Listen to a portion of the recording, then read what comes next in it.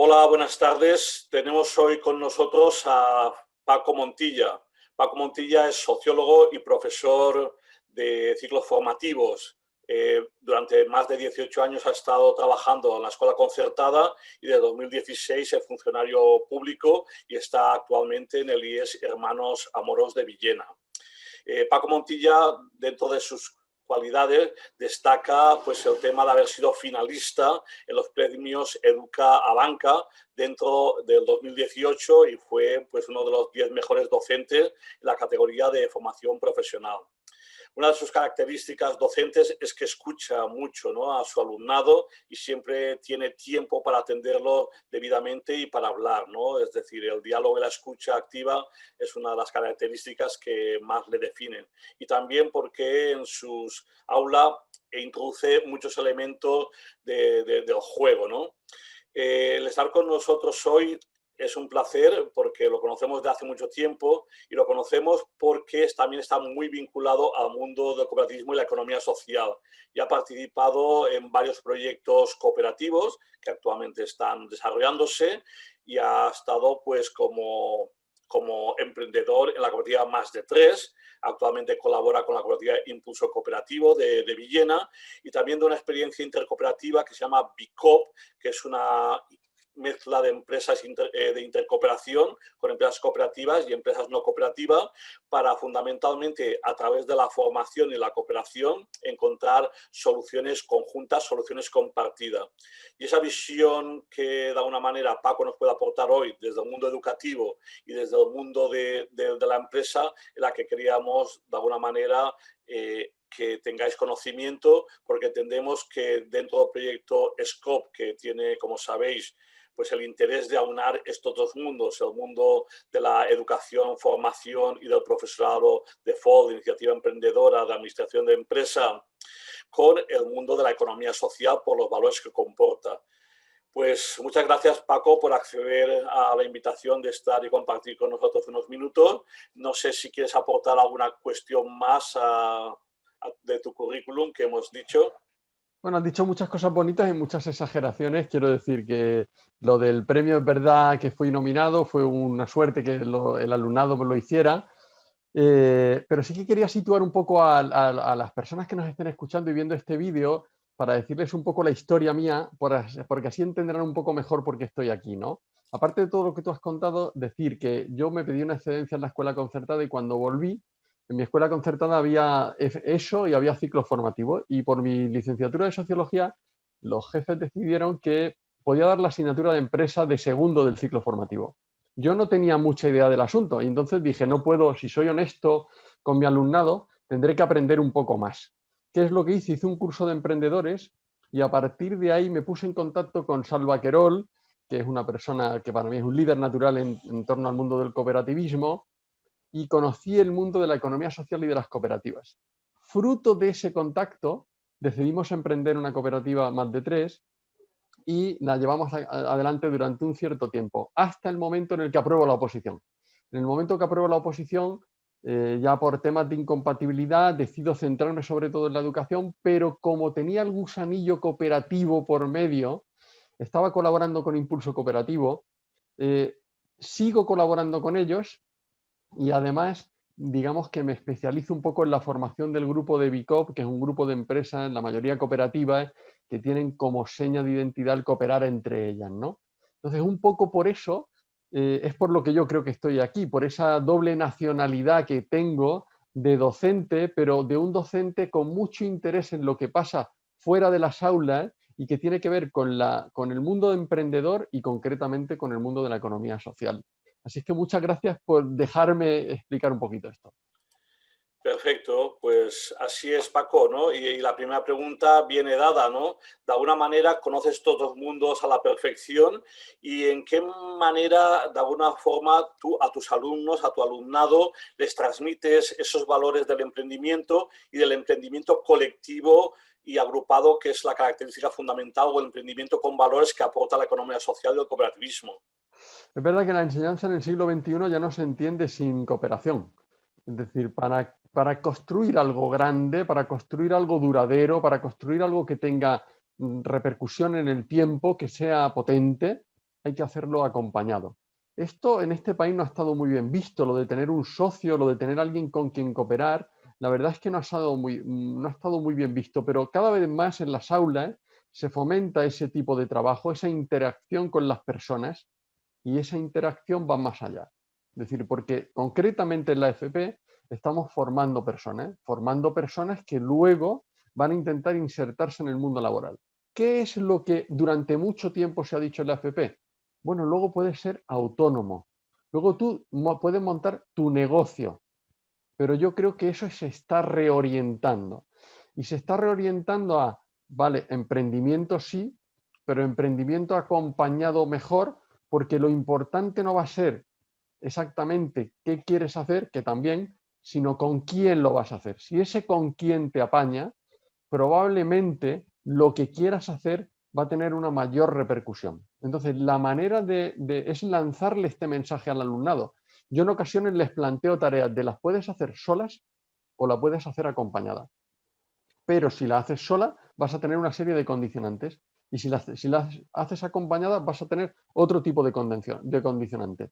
Valora qué es lo que puedes hacer, de qué te quieres enriquecer, cómo lo quieres hacer. Hay compañeros en las aulas que trabajan mucho por aprendizaje cooperativo, otros que no hacen tanto. Yo creo que las personas, yo no estoy en FOL, yo mi especialidad es intervención sociocomunitaria, pero creo que no es solo cosa de los profes de FOL y de empresa el hablar de este espíritu y de este emprendimiento y el hablar de la economía social, de las otras maneras de emprender, sino que es cosa un poco de todo el colectivo el ir abriéndole puertas al alumnado. El alumnado tiene que aprender el oficio, es una de las cosas que tiene que hacer la FP, pero otra de las cosas que tiene que hacer la FP es cómo puedo desarrollar mi oficio. Y en ese desarrollar mi oficio, en muchas ocasiones, en la familia profesional en la que yo estoy, cabe la posibilidad del emprendimiento colectivo y del emprendimiento cooperativo.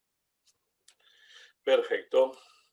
Pues vamos a cambiar un poco de tercio y la pregunta, de alguna manera, nos dices que los centros de FP, pues y ahora con la reforma de la ley de la formación profesional, va a requerir fundamentalmente pues, más recursos, ¿no?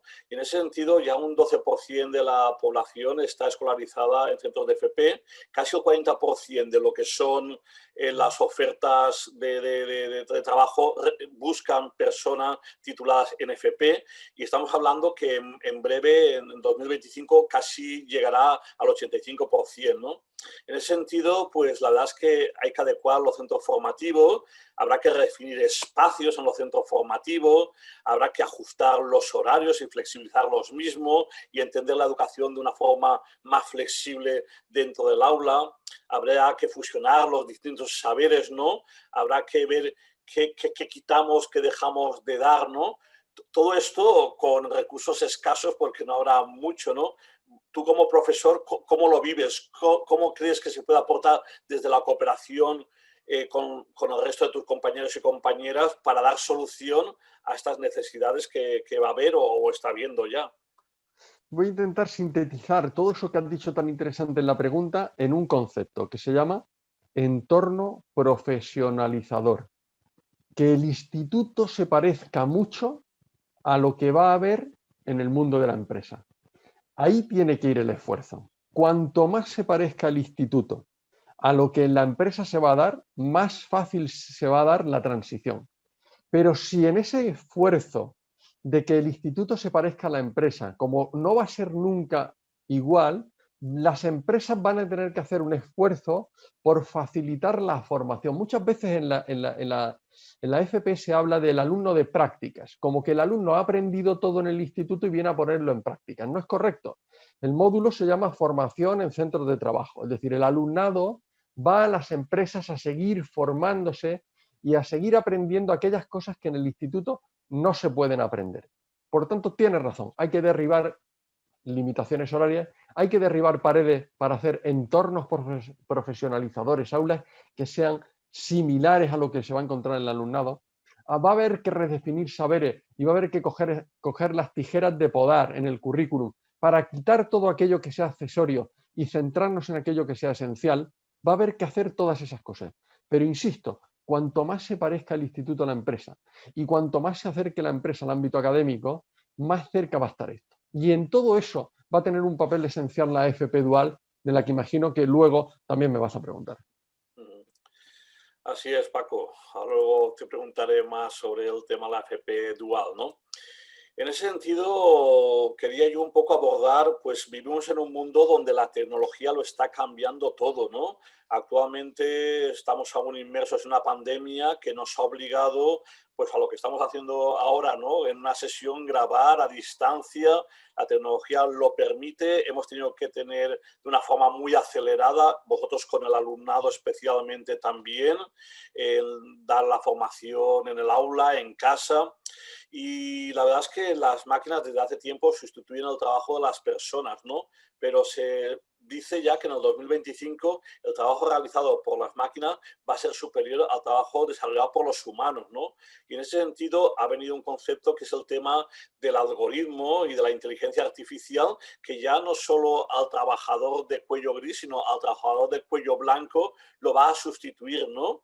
Y ahí estamos con la tecnología y cómo se utiliza la tecnología en el aula y cómo el profesorado controla o es partidario o no de utilizar esa tecnología en el aula. Y hablamos, pues, el móvil, que es una terminal, que el móvil ya es 100 cosas, es cámara fotográfica, es para comunicarse por WhatsApp, es muchas cosas, ¿no?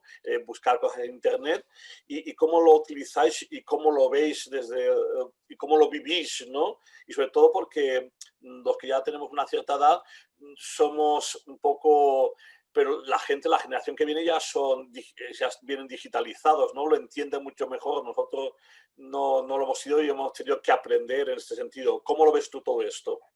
Lo veo súper interesante. Es decir, voy a empezar por el final. No son tan digitales como parecen. Usan muchas redes sociales y hacen muchas cosas, pero si les dices que se descarguen el certificado electrónico o que hagan un trámite de este tipo, son incapaces de encontrar determinadas cosas. Por tanto, tiene que haber una formación digital potente de no solo el uso y el manejo de redes sociales, sino de todas las potencialidades que la tecnología tiene.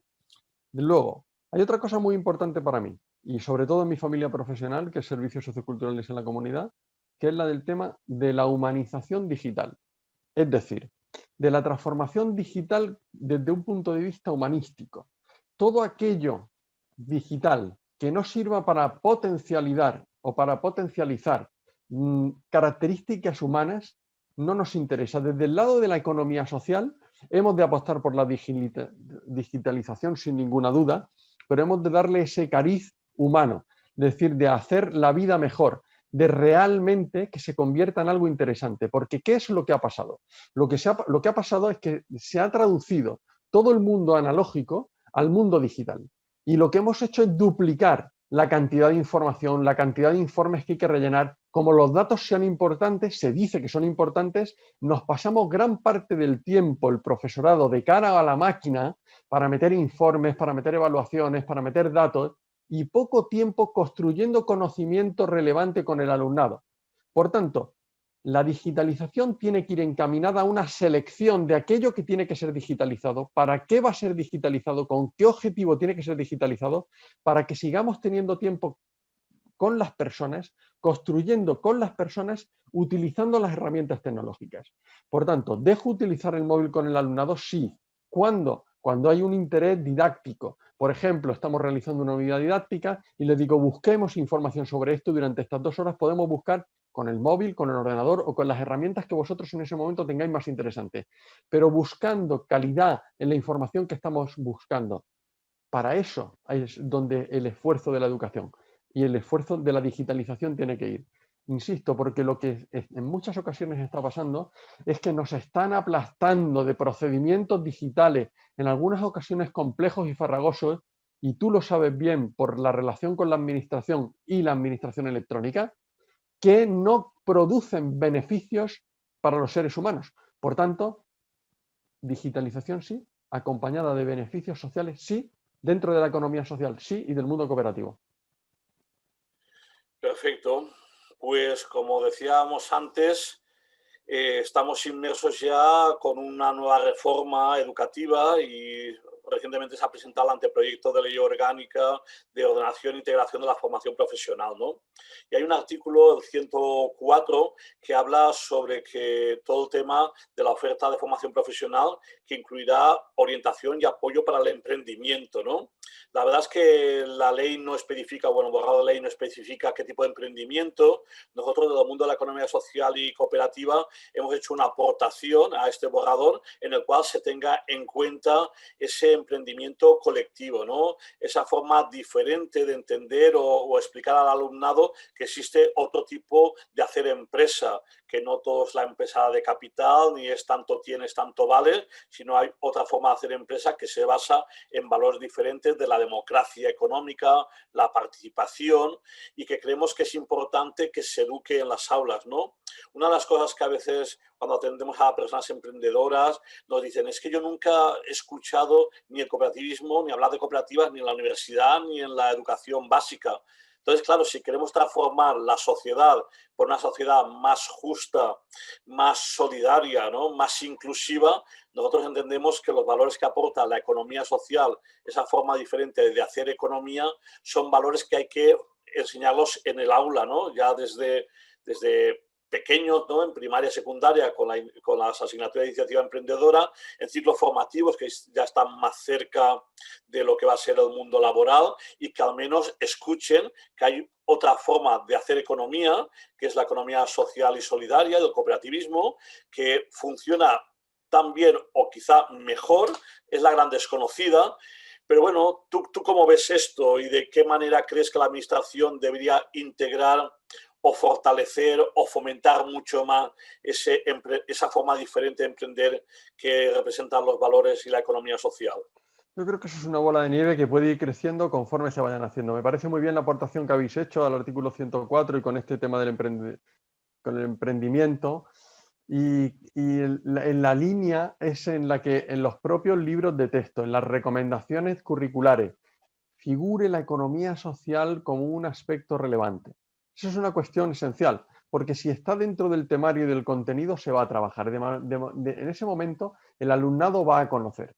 Y luego, por otro lado, están las entidades en las que tú, por ejemplo, estás como FEBECTA, que pueden hacer trabajo también dentro de los institutos como actividades extraescolares, contando esas experiencias. Y luego, además, en la medida en que los institutos entren en relación con este tipo de entornos, en la medida en que el alumnado pueda pueda pasar a hacer sus FCTs dentro del mundo cooperativo, la bola de nieve irá creciendo. Es decir, necesitamos que la economía se conozca más.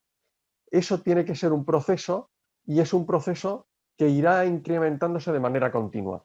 Por tanto, una de las claves es curricularmente que tenga un papel relevante y, por otro lado, prácticamente que los institutos y el profesorado con esta red, por ejemplo, que habéis creado de SCOPE, vaya lanzando el mensaje de estamos aquí, existimos, somos de otra manera, pero podemos hacer las cosas igual de bien que los demás. Muy bien. Y ya por último, la realidad del tejido productivo de la Comunidad Valenciana, del Estado español, estamos hablando de micropyme, ¿no? Eso significa que es difícil importar modelos como la FP Dual de Alemania, porque tenemos una propia idiosincrasia, ¿no? Aquí en la Comunidad Valenciana, y eso hace que sea más complejo el implementar todo el tema que comporta la formación dual, que haya tutores en las empresas que de alguna manera atiendan adecuadamente la relación del tutor de la empresa con el tutor del centro educativo, y ese acercamiento entre empresas y centros educativos va a ser más dificultoso, especialmente por el tamaño medio de las empresas, ¿no? No sé si esto va a complicar bastante el tema de la formación dual o su éxito. También yo creo que desde el mundo cooperativo, y tú estás trabajando en una experiencia que es BICOP, que es la intercooperación y crear estructuras que tengan una dimensión más adecuada, podría ser un elemento interesante a valorar, ¿no? Es decir, pues bueno, estamos hablando que el alumnado tendrá que hacer formación o las prácticas en estas empresas, y de alguna manera pues igual se puede, a través de que empresas pequeñas intercooperen, puedan asumir o puedan dar una mayor cobertura a la hora de asumir alumnado en práctica. No sé, ¿cómo ves tú esta problemática y en qué sentido la intercooperación entre empresas y cooperativa y los centros educativos, cómo pueda ser posible que esto sea un éxito colectivo de todos?